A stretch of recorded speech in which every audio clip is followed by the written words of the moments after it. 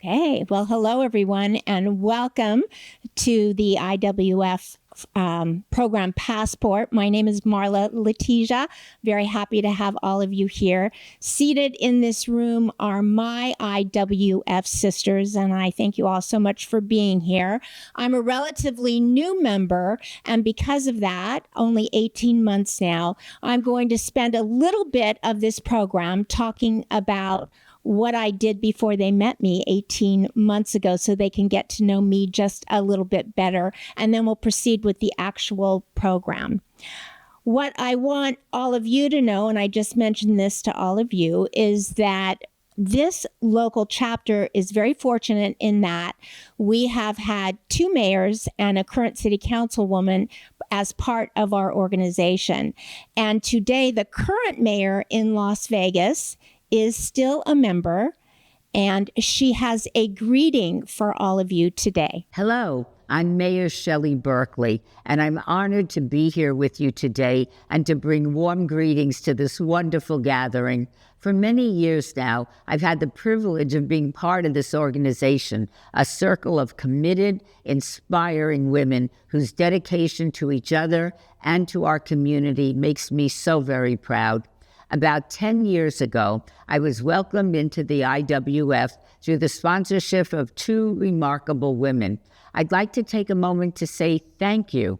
Thank you to my sponsors. And now I invite each of you, whether you are here in person or joining us from across the world, today let us reaffirm our commitment to one another and paying it forward. Let us celebrate the sponsors who believed in us, and let us also commit to being sponsors for the next generation of women so that their voices rise, their leadership grows, and their impact deepens. Together, we build not only better lives for ourselves, but a stronger city for all who call Las Vegas home.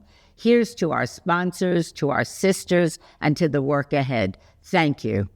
Wonderful. You can clap. And so I thought I would take this opportunity to thank my 2 sponsors, Fafi Moore and Tanya Murray. I thank you both so much. I have loved being here with this organization. I never expected it, thought of it, even knew what it was. And I especially, Fafi, want to thank you because you've given me 2 gifts. Not only this, by sponsoring me along with Tanya, but you know what the other gift is. She whispered in my ear one night at a cocktail party, "You need to call my daughter. You 2 are going to be great friends." And because I'm obedient, I did. But I was delighted to find that she is the best of the best, and I've had some of the best times, the most hilarious times with her. So thank you both for the joy of bringing me to here and to today. So I'm going to walk through a little bit of my own personal history, as I mentioned, and I'm going to start with Las Vegas. So if you are joining from outside this room, you will hear my personal story, but sandwiched also in with a little bit of a history of Las Vegas. So for all of you, this is the Hotel Flamingo under construction, I know, 1946. To the right would be Caesar's Palace. Down the street across angularly is the Bellagio, and then across from there would be Bally's. 1946. My family and I moved to town in 1955 when there were only 25,000 people in this entire valley. Now, what's really amazing to me is that at 2.5 million people, I have watched this city double 100 times in my lifetime, and it is a videotape of my mind. I can actually see it happening. As you can see, in 1952, the Sahara opened, the Sands in 52, the Dunes in 1955, the Riviera in 55, and in 1957, we have the Tropicana. But this was the shot heard round the world when the Stardust Hotel and Casino opened in 1958. Well, let me tell you, this picture went on every front page of every newspaper across this country. And not because they thought it was a great picture, but because it was criticized and it was held up as just a horrible thing that this type of PR hit because of this huge phallic symbol that they found all these girls on. But let me tell you, this started something because 1 month later, the tourism of Las Vegas took off and doubled, and you see where it is today. So, and this was one of the other things that brought people to town during the 50s up to 1960 was the above ground testing. In fact, the Las Vegas Chamber of Commerce would actually list dates and times in the Los Angeles paper, Phoenix paper, Salt Lake paper, so that people could come to town and stay on Fremont Street. This is the old El Rancho. You can see the mushroom cloud there. But people would come to town to see the above ground testing. And I, for one, being like, I guess 6 years old, maybe 4 years old, 5 years old, I remember climbing up on the roof of my home with my grandmother to watch the mushroom cloud back in the day. There, by the grace of God, go I. You know, that fallout went somewhere else than coming to Las Vegas. But most of us from back in that day have thyroid issues. It's just a thing. We all live with it. No big deal. I started out, I graduated high school, Valley High School, Arizona State University. I majored in broadcasting. I was fortunate as a student to actually come back to Las Vegas and get a job in broadcasting. In my own hometown, I did a talk show on Channel 13 in Las Vegas. One of the notables, if you go back that far, is the Unknown Comic. Anybody remember the Unknown Comic? Willie Mays, my husband, loved this interview. And then I went on to do the weather. This is before they had green screens. These were regular screens that you pulled in magnets with the, you know, the cold front was a magnet, the temperature was a magnet. And then I got married and got pregnant and had a baby. And I thought, I didn't realize that I would love a baby more than I'd ever loved one of my dogs. I just wasn't very maternal up until that point, to be honest. But there is no way I didn't have the help I needed to put my kids, or my firstborn anyway, who is now a judge, have to say that, I had nowhere to keep her, right? And I was working. I had spent my whole life having a career, and now I was a mom, and I didn't know what to do. So I walked in and I said to the news director, I'm giving my 2 weeks notice today. And he said to me these two things that I think are really relevant for this group right now, which is, are you crazy? You have the highest name recognition of anybody in this city that is in broadcasting. And do you know how many other girls are standing in line to take this job? And I thought, well, maybe, maybe not. I don't know, and I don't care. I have to go home and take care of my baby. And then he said this I believed, and this resonated with me. Let me tell you something, young lady. When you come back, or when you want to come back, you're going to be too old to get back into broadcasting. And I thought, well, okay. And trust me, I believed every word of that, and I absorbed every word of that. And that comes up later in this story. When my kids went to college, I knew I was too old to get back into broadcasting, right? And so what I did is I began a mobile billboard company. So this came about because my husband saw a mobile billboard truck, and he hired that guy for 120 days, 3 months of the campaign, to have Oscar Goodman all over town on this mobile billboard. He came home and told me about it, and this is what I said, because I am so much smarter than him. I said, what? That is the worst thing I've ever heard. Those things are ugly. I hate them whenever I'm behind them, and Oscar's going to be so mad how you spent his money. Well, I watched how this thing performed and the attention that it got during that campaign. And 3 months later, I bought that truck. I saw it, because he was right. I saw it as a media product. There were 10 men that owned that truck before I took it, and they saw it as a truck and they knew they had something, but I saw it as a media product. And what I did is I sold time the way you do on TV or radio. I sold 6 in the morning till 2 in the afternoon for local retailers and car dealers. I sold 2 in the afternoon until 8 o'clock at night for show tickets, and then nightclubs, and Saks Fifth Avenue was one of our first clients. And this got so much attention that I actually was featured in Time magazine. In 2013, I sold the company, and believe it or not, I didn't know what to do with myself, so I started cooking. Now, cooking was never something I could do, nothing that I was ever good at, but for some reason, it stuck. I think it was having a grandchild that helped me get to it, Karen. And believe it or not, at age 66 years old, I was back on TV. So that'll show that news director, right? And I remain there still. I was every other week cooking on Las Vegas Now, and now I'm every other month. And believe it or not, in 2021, my husband and I both received the Lifetime Achievement Award in broadcasting. And then the thing that I am the most proud of, though, right now is that I became a published author along with my co-author, Dr. Jean Bokelman, last month. And thank you.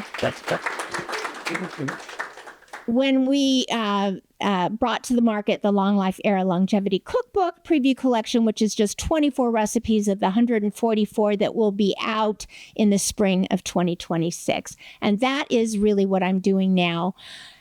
But that takes us to that, but I'm going to tell you this. Back in October of 2022, I experienced a dark night of the soul. And that dark night of the soul lasted for 6 months. And here's what happened. I had spent time at my 50th class reunion. It was a beautiful night, about 150 people out on a patio at Spanish Trail.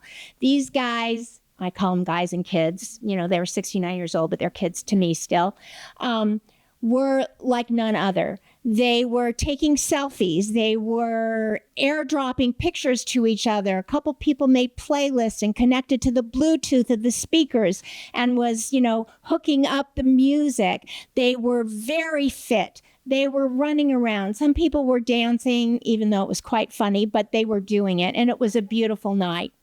I returned home on a high. I was not high. I was on a high. Just for our people that are visiting from outside the city.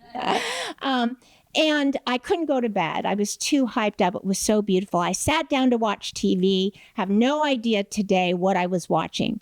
But what came on was an open enrollment commercial for Medicare. And that commercial came up with 150 people on a patio. And I looked at that. Now listen, I was about to turn 70 in 3 months.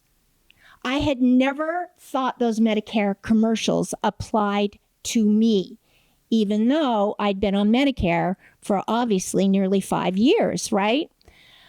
I believed I was going to live to 120. So 60 plus 60 is 120. I still believed I was in midlife, and I knew that commercial was not talking to me. But it hit me that night that it was. And what happened is I actually looked at the people in that commercial, and what I saw is people dressed in costumes for a commercial that looked like the outfits my grandmother wore, born in 1914, okay? The hairstyles, I was like, what is going on here? These people are supposed to be 5 years younger than the people I just left. Anyway, the worst part is the camera angle. Julie, since you're into this, was looking down on them. The announcer was talking to them in a nice sing-song. Do you know 1-800 is a toll-free number?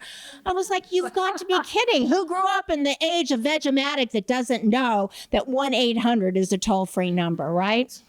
Anyway, worse than that, they were given scripts to read back to the camera that made them sound like, who's 45 in this room? Okay. It made them sound like 20 years from now, you will be that age. Oh, you're not 45. Okay. Anyway, that they had lost 20 points of their IQ in the last 20 years. Well, I turned it off and went to bed. What I didn't realize is that I attached to that. I didn't even know it, but subconsciously I attached to that moment. I attached to that commercial. On Monday morning, I walked in to a meeting that I've chaired for the last 10 years, and I couldn't stay. I said to myself, what are you doing here? You're irrelevant. You're too old. They're waiting for you to move off to the side, get in a box, be objectified and stereotyped, turn your body over to managed healthcare and your wallet over to Wall Street pharmaceuticals. I tried to breathe through it. It felt like I was about to speak in front of a group like today, but I couldn't get through it. And I walked out of the room and just said I wasn't feeling well, which obviously I wasn't. And my co-chair took over. Throughout the next 6 months, I really struggled. To come back from that. And it took me a bit. I started blogging about it, and the Long Life Era brand, which is the brand that I represent, came back and came out of that. And now I find myself in the longevity and the ageism space.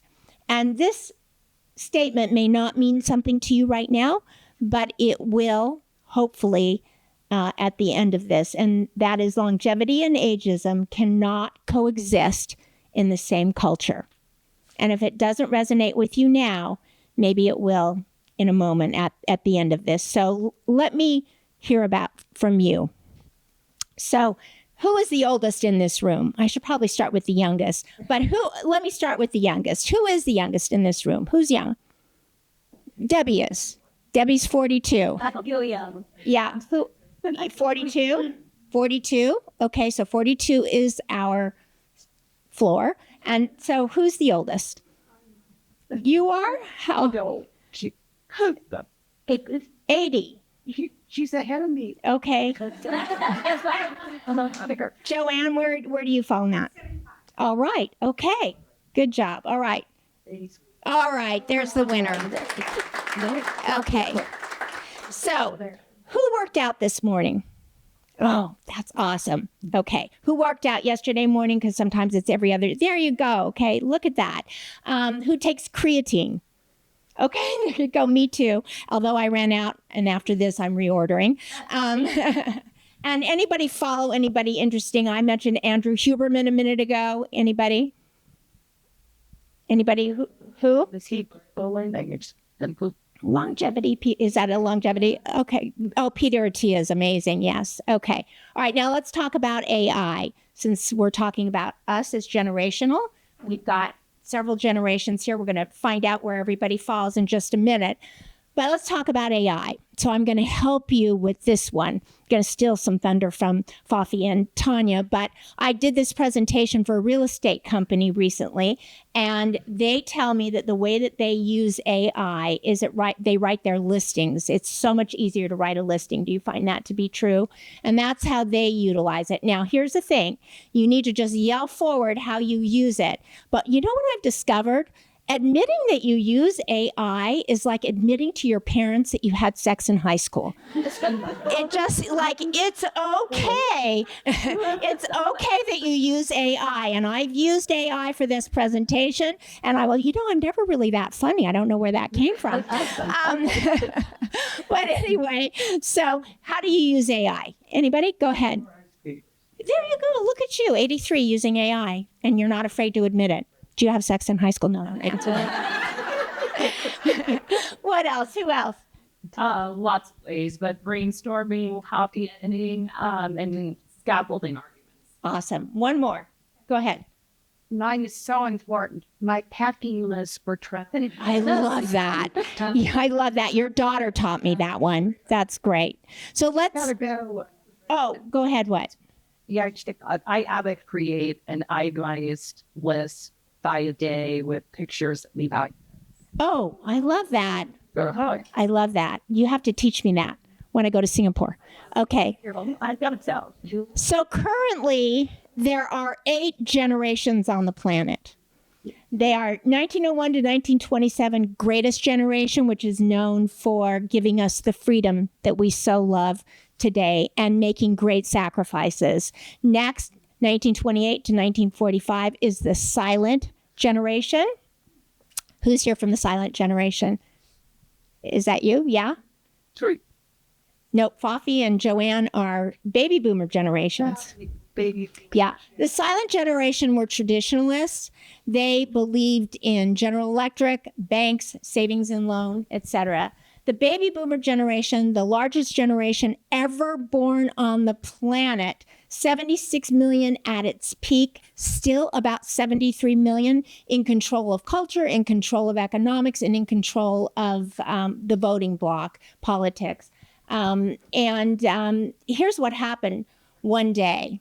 They are known as the revolutionaries, the change makers, the social change makers. And what happened in late May of 1946, 9 months after the end of World War II, a Midtown Manhattan labor and delivery room was overrun with mothers in labor. And as it turned 2 a.m. across this country, the same thing happened. But it didn't just end that night. It continued for the next, 14 years, 1946 to 1964. Generation X are the first latchkey kids, the millennials. Who's a millennial here? You're a millennial? You're a millennial? Millennial, but X is 78 to 85 is the Oregon Trail era. Yeah.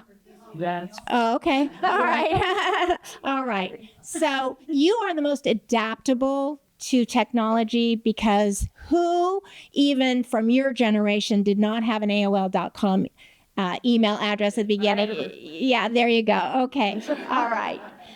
Gen Z, there's a lot to be said about Gen Z, but what will really surprise you is they're more entrepreneurial than any other generation ever born. They are the digital natives. Gen Z are the digital natives. Gen Alpha, it's my grandchild's, both of my grandchildren. They are part in digital and social media, and then Generation Beta right now is being born at the hospitals around this city and all over this country. After Generation Beta, we will have Generation Gamma. So at some point, with 5 generations in the workplace and with all of us working out every morning and taking our creatine, we are going to continue to have 5 generations in the workplace. Now, each generation is born to their own knowledge. As an example, Gen Zs were born knowing about smartphones. And the Gen Alphas actually have taught me, my granddaughter, how to first swipe up when smartphones started swiping up. Every generation is born to the knowledge of the times that they are born in. And then when you add experience, you start having a lived life. You start meshing your own experience to the knowledge of the generation you were born in, and then you end up with wisdom. Now, look, we all have transitions in life, and this explains how the transitions actually take place. But I like to frame it this way. Sometimes really bad endings are nothing more than disguises for wonderful new beginnings. I like that better, don't you? And furthermore, anybody that's been through a divorce or a job loss or anything else, you always know something better has come down the road. And so those new beginnings are a wonderful way to look at that. Now, we're going to talk about the eras of our life. So let me pop that up for you. The first 18 years is childhood. The second 18 years, young adulthood.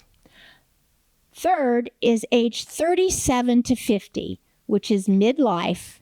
And the fourth era of your life, the longest era of your life, age 50 and beyond, because there's just no end to what that can be. Here's the deal. Why does it start at 50? I mean, anybody that's 50 will answer this question right now. What came in the mail the week of your 50th birthday? All right, did you hear that? AARP shows up in the mail. You don't even know how they had your address. I didn't want to touch it. I carried it like this and dropped it into the garbage can. I was so afraid of it. Needless to say, here's the thing you need to know is that midlife is the shortest era of your life. Age 37 to age 50. 13 years. Short. But because of the ageism that we experience through things like open enrollment and Medicare commercials, we hang on to that midlife like I did, 60 plus 60. I still thought I was in midlife. God only knows, right? But who wants to be objectified and stereotyped? Really and truly, ageism is the greatest blind spot of American society. It really exists, and we step over it as though it doesn't. And that's why we grab on to this midlife over and over again. Yet, if we knew that at 50, it could be a whole new world for us, we might live it a little bit differently. So this is the U-curve of happiness. This has been proved out by several scientists that do the research across the world. The original scientist was in Brussels, I believe. This U-curve of happiness shows that we start down. This is for you, Lorelei. We had a conversation at the last cocktail party.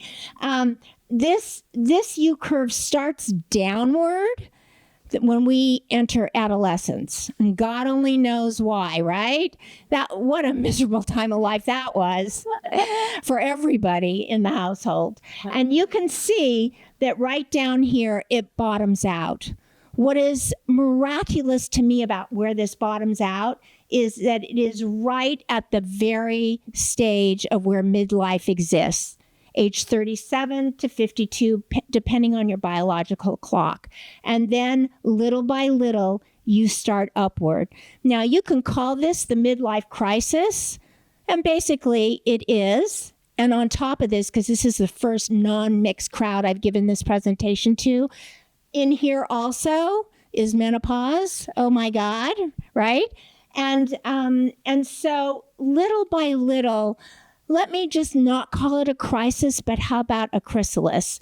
So Arthur C. Brooks in his book, Strength to Strength, says is that when we hit about right here, when we start the way up, it is because of the midlife chrysalis. That's what he calls it, from our striving brain to our chrysalis brain. And just briefly, let me say to you that it's the first time in our lives that maybe we look and say, wow, I became a doctor. I hate it. I did it for my parents. My parents told me that's what I wanted to do, so that's what I did.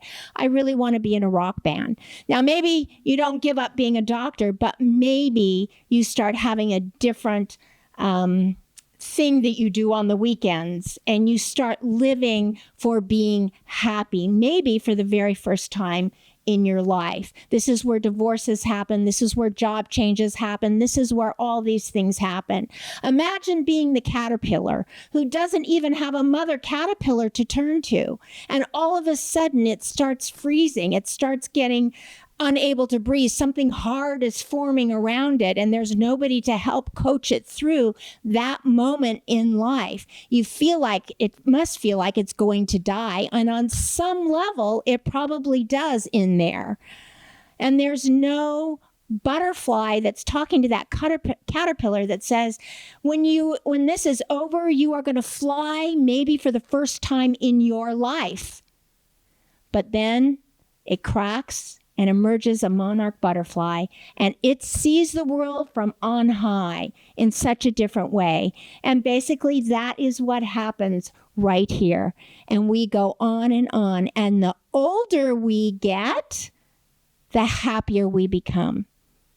Now, it's a mindset, and so we want to talk about mindset. What is mindset? It's a belief and mental attitude that you have, and it's how you interpret everything that happens to you in your life. That's what it is. There's 3 areas of your health. There's your physical health, your cognitive health, and your emotional health. Your emotional health is the most complicated. These things are just a small part of your emotional health. Joy, hope, contentment, love, fear, anxiety, anger, resentment. Did I have that one up there? Nope. And then finally, mindset. So, what is mindset? I just told you what that is. You got it? Okay. So, who has heard of Roger Bannister? Okay. You tell me, who is Roger Bannister? Brother. Big runner. The 4-minute. Yes. He is the first man in history to run the mile, the mile in less than 4 minutes, the sub 4 minute mile. Now, May 6, 1954, Roger Bannister broke that record. It was believed in human history. It had never been done. They started doing timekeeping actually in the 1500s, but they didn't have good timepieces, I'm told, by history, by AI. AI told me that. And so the real timepieces that were authentic to the sport were made in the early 1800s. In the early 1800s to 1954, it was believed that it was impossible to do. But Roger Bannister had a mindset that it could be done. He had been getting close and close throughout his career as a runner. And he believed he could do it. He wanted to do it. He practiced. And on May 6, 1954, he did it. And what happened? He changed the mindset around the sport of running globally, instantaneously, in almost less than 24 hours. And because he changed the mindset of everyone around him, what do you think happened? Getting somebody else break it. 6 weeks later, the second man broke it. Imagine, it had never been done in human histories. He does it 6 weeks later. And 3 months later, what happened? Say it. That's it. Exactly. And our old buddy Henry Ford, I love this. Those who believe they can do something and those who believe they can't are both right. Now, this is Tanya's favorite part, I think. Yeah, fuck it. Who's bought life insurance? Okay, good. This is the life insurance agent. He comes to your house. What's the first question he asks you? Your age. No, don't say it, Tanya.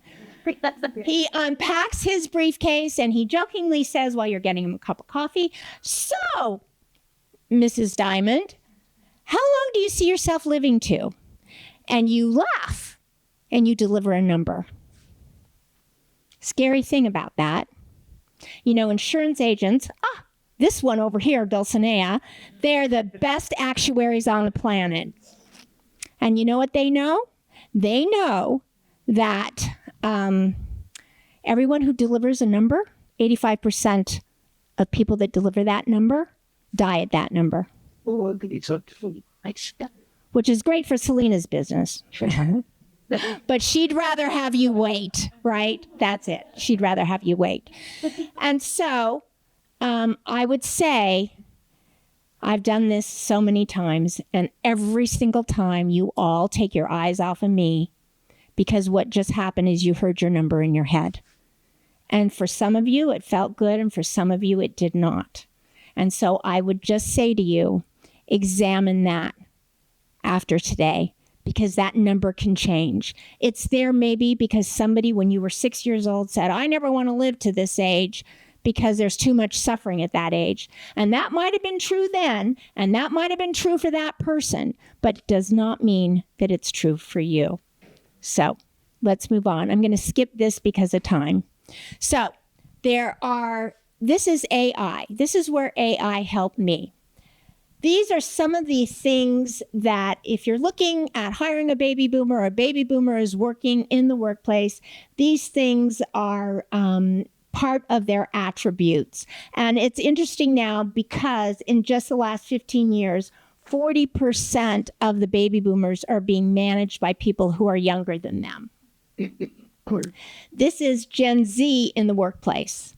They're entrepreneurial, they're creative, they're the most entrepreneurial. These are great things. This, however, is where the generational disconnect happens. This is Mr. Cranky Pants. This is Miss Tatted Up and pierced through the nose. They're both bankers. You can imagine, he's now retired, but when he walks in the bank and she's his teller, you can only imagine what he's thinking. If I walked out of the house like that, my father would have beat me to death. I can't believe she can work here. If when I ask her a question, I get that Gen Z stare. And she's thinking, oh, here comes Mr. Cranky Pants, who will try to quiz me about everything I know about banking. And they're both right. But what we want to do, well, here's one other thing. Here are some of the things that people who are older than Gen Zs think, which is probably on TikTok 4 hours a day, never used a checkbook. That might be true. They think email is for old people. And of the baby boomers, Gen Zers think they probably still have AOL.com. Okay, that might be true. They prefer phone calls over texting sometimes. And they think hashtags are pound signs. So I still call them that. But here's the interesting thing, is that if we can communicate in the workplace, not by generation, not by a silent prejudice about the age, either young or old, but key into the psychographics, we come together as a group and we can solve problems that much better. Let me tell you this ancient Greek parable. I've got 4 minutes to get it done too. The parable goes like this. In a Greek island, it was a custom that when the oldest son was old enough to take care of the family, he would march his father up to the top and throw him off a cliff to his death. But this one young Greek could not throw his father to his death. And so he hid him in a cave and he brought him provisions every week. And every week he would also bring his problems. And his father solved them for him because of his wisdom. Because of his wisdom. And he became the richest man on that island in a matter of a year. And finally, everybody threw up their hands and said, how is this happening? Why is this happening to you? How did you do this? And he finally had to confess that it was not just his knowledge and not just his experience, but the sharing of his father's wisdom that helped him do this. And he changed the mindset and the culture of that. So I would say these are our founders. These are the women that came before us. These are the women that paved this road for us here locally at our IWF. This is a small example of those with the wisdom to help us. I want to say that ageism is society's greatest blind spot. It's the quiet prejudice that silences the wisdom and the voices of our elders. But the opposite of ageism is reverence, a beautiful word. Reverence gives us the grace to see time not as a thief, but as an artist of all of our lives. To honor age is to honor the soul of life itself. And therefore, we honor our own souls. You know, Gen Z's greatest fear in life is growing older. And why? Because they feel there are not role models that are embracing age. In Japan, China, the Philippines, such beautiful people, the tribes of Africa, Cuba, South America, Mexico, Europe, their elders are honored and revered. Something's off here. This is my passion, but you are my purpose.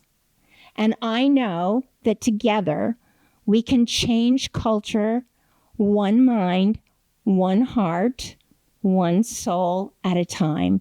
And that is why I do this presentation. I want to also honor our founders that are still active in today. Joanne, raise up. Yes. Joanne's wisdom is every time I ask a question and nobody knows the answer, I get back, I'm going to call Joanne. She'll know. And she usually does. I also wanted to note that Carolyn is not active, but she is the very first president of the organization and founded it. And I don't know, maybe Joanne does, but I don't know if our blind spot could be why she's not active. And I would challenge us to say, maybe we could do something to help change that for her. Don't know for sure, but Joanne does, so we'll talk about it later. Behind every label is a life with dreams, sacrifices, and challenges that we don't see at first glance. I would be remiss if I did not acknowledge that not only do we have a city councilwoman and 2 mayors that are part of this organization, but I'm asking you out in Zoom land, do you have a 99-year-old that's part of yours? We do. Claire Rothman, 99 years old, is an active part of this. Is she not 99, Julie? She's 98. 98. She was born in 1927. So I can talk, but I can't do math. Okay. So I asked AI, what is better about AI than the real human wisdom that we have? And AI outed itself. AI actually confessed. This is what it said. The balance between technology and timeless human wisdom is misunderstood. While artificial intelligence can rapidly scan cyberspace and deliver facts, it lacks lived experience, empathy, and intuition, the very qualities that shape real leadership. The generation between 50 and 100 years or more carries with it decades of insight, compassion, and a depth of perspective that no algorithm can replicate. These seasoned professionals have walked through challenges, made tough decisions, and built the resilience that only life can teach, not cyberspace. Their presence reminds us that knowledge isn't just about information, it's about wisdom. It's about guidance and the human touch that gives meaning to facts. And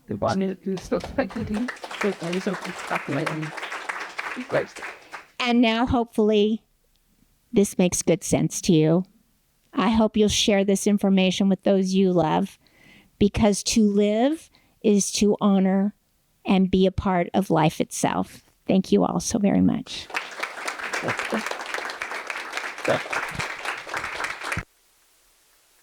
So it's okay. Basically. Do you have questions? Yeah. Anybody have questions? We have time. Okay. Sure thing. Anybody want to ask something to make me feel better? I got them. All things. Yes. Tell us about your cookbook. Oh, the cookbook. So it's the Long Life Era Longevity Cookbook. It is, what is unique about it is that every single ingredient in the cookbook, and in the preview collection, Tanya is one of Tanya's recipes with it. But every single ingredient in every recipe is isolated by what good it does for your body. So if a recipe has kale in it, or any other ingredient, ginger or anything, it is isolated, whether it's good for your brain, good for your gut, good for your liver, good for your skin. And to our knowledge, it's the first cookbook of its kind that did that. Oh, yes. I'm sorry, I did think they were still here. So that's the cookbook. And we sold out of the preview collection. Oh my God, did I already say that? We did. We sold out of the preview collection. I'm so excited to be able to actually say that, because, you bring something to the market and you think, you're all excited about it. Then the last minute you say, is anybody going to actually buy this? But we did. But the full 144-page collection, which has been enormous, and we learned a lot about the 72-page book. So we're making some changes, updating and making it better. It'll be out in the spring of 26. Thank you. Thank you for that question. Sure. Yes. What about creatine? What about what? Creatine. Oh, creatine. Well, I'm not an expert on creatine, and it's not in the cookbook. It's just that I listened to Andrew Huberman and Peter Attia talk about it, and I take it. Tanya takes it, and everybody that lifts weight actually takes it. It's supposed to actually help those that lose creatine over time to help build back your muscle. And I'm a weightlifter, not a big one, but I'm a weightlifter, so I take creatine for that because I wanted to show up. He likes on the grade too. Yes, my husband thinks he's like 20 now. I think better than I ever thought when I was in my 20s. So who knows? I mean, he had really bad ADD, so probably, time, wisdom, and creatine has helped him.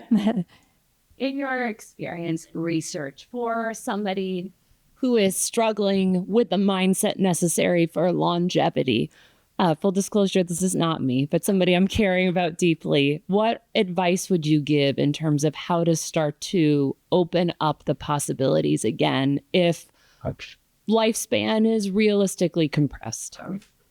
I mean, are they not well? They're not well. I mean, Physically, there's an ailment. And so that is impacting mindset of right. what is possible, even though in the short term, what is still possible. I honestly don't know.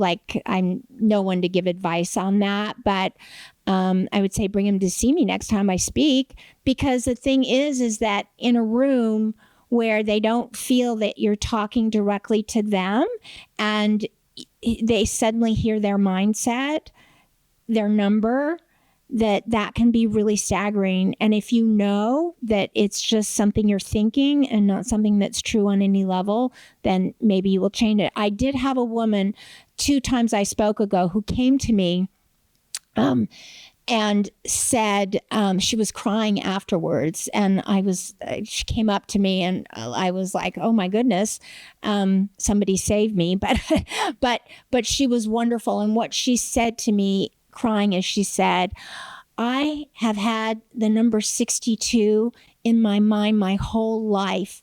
And she said, my husband came to see you a time or 2 ago. And she said, he tried to help me understand that this was just a number I had thought of, but I did not believe that I was going to live past 62. And now I'm 62 and I don't want to die. I want to live. And thank you. You helped change my life. So that was really fulfilling for me. Very fulfilling. So anybody else? Oh, yes. I just want to add to what you said. When I first started working here, we did an exercise, and Dulcinea and I sat together. We do a predictive index, basically like your personality in the workplace. And we had to write a number, and Dulcinea picked like something that represented you, and she put like 120. I'll never forget this. And she's like, because that's how long I'm going to live. And going back to what you said, full disclosure, when I was 35, 7 years ago, I first got breast cancer, stage 3. It came back again 2.5 years later. I'm a 2-time survivor, almost 4 years remission. Thank you. But I always thought I'd live forever because I'm peppy, if I could use an adjective. I'm like optimistic. I'm like, I eat healthy, I work out, I do all the things. And then you get slammed your face into a wall when you get breast cancer. But I think for me, what changed that mindset is, number one, surrounding yourself with amazing humans. Dulcinea is one of them. After meeting you today, I'm so inspired. I have chills. I think it's take one day at a time, do what you can do today. Because when I was going through chemo and I was sick as a dog, all I wanted to do is be a mom for my kids as long as I could. And I'm like, well, what milestone should I try to get to? Should it be, if you've ever seen, why can't I think of that movie with, anyway, I'll think of it. Should it be like my daughter's graduation? What? With you in the movie? No, oh my gosh, Dancing with the Stars. And I'll think of it. Anyway, she writes letters because she's dying. And so like to my son on his graduation day, to my daughter on her wedding day, why can't I think? It's my favorite movie. I can't think of it. Anyway, so I'm like, what milestone should I get to that will make me feel like I've done enough? And the correct answer is none. Keep living, because there's never a time when we want to be like, okay, now I'm good to miss all that. So just do what you can do today. Do something positive today, and surround yourself with people that lift you up, because that is your mental health will drive you. And who knows what tomorrow will bring, but I'll live as long as I can and as good as I can while I can. I'm going to look it up right now.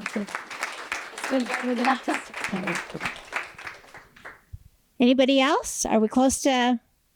Done.